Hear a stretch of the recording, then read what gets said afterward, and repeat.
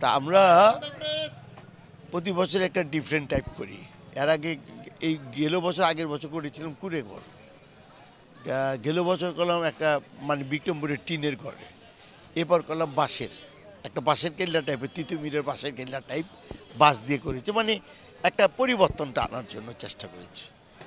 তাই সেখানে আমি মনে করি যে গ্রামীণ লোকসটা, গ্রামীণ একটা যে মানুষের একটা দীর্ঘদিন অনেক দেখবেন, এই যে দেখতেছেন প্লাইউডে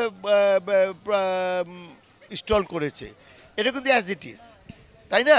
কিন্তু যখনই আমি বাস দিয়ে করলাম, আমি কিন্তু গ্রামের একটা লোকজ একটা শিল্প এখানে দিলাম। যারা শহরের মানুষগুলো এই যে ছেলেমেয়েরা আসতেছে, তারা কিন্তু এই পরিবেশটা দেখছে না যে বাঁশের ঘর হয়, হ্যাঁ, বাঁশের চাটাই দিয়ে আমরা একটা স্টল করতেছি, এটা তারা দেখে নেই।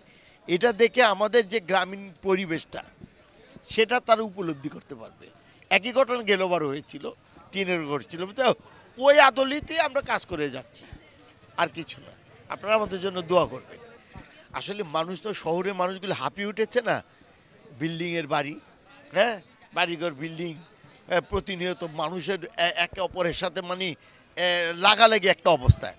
তারা ওই যে টিনের বাড়ি বা এই যে বাঁশের ঘর, চাটের ঘর, এটা তো তারা দেখছে না, গ্রাম দেশেও যাচ্ছে না, যে গ্রামের বাড়ি আছে যাচ্ছে না। সেটাই আদলতে আমরা একটা তৈরি করলাম এখানে স্টলটা, যেন আমরা একটা গ্রামীণ পরিবেশ, গ্রামীণ শিল্প, গ্রামীণ লোকজ যেটা, সেটাকে এখানে উপস্থাপন করার চেষ্টা করছি, আর কিছু না। যে সবাই দেখুক না, একটু তার অতীতের, তার বাবা দেখাইবে যে দেখ আমাদের এটা অতীত, যেই ছেলেটা নতুন আসছে সে এটা পরিচিতি পাবে, দেখবে, উৎসাহিত বোধ করবে তাদের অতীত ইতিহাসকে নিয়ে। ব্যবসা লাভ লস থাকতে পারে, এটা কোনো ব্যাপার না। আমরা উপস্থিত হয়েছি, একটা ভালো একটা স্টল, একটা প্যাভিলিয়ন করেছি, এটা হলো বড় কথা। দেখি না এবছর কি হয়। এখন এটা 28শে ফেব্রুয়ারি বলতে পারতেন যে কি লাভ করলেন কি লস করলেন।